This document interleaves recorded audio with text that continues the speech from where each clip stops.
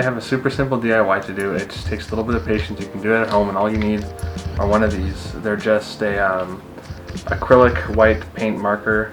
You can get Sharpie, any other brand. They might carry them at your local Staples or whatever you guys have in the States. My autofocus is having a seizure. Oh. We did it in just maybe an hour or so on my girlfriend's Mustang. Just one thing that I found was that some tires have kind of like engraved spots on them, and it can be not the best place to paint in with the marker because it won't fill in between the lines, and it can cause a lot of issues with how the paint settles. So my advice would be to find flat spots or places without engravings, so that way the paint actually sets properly.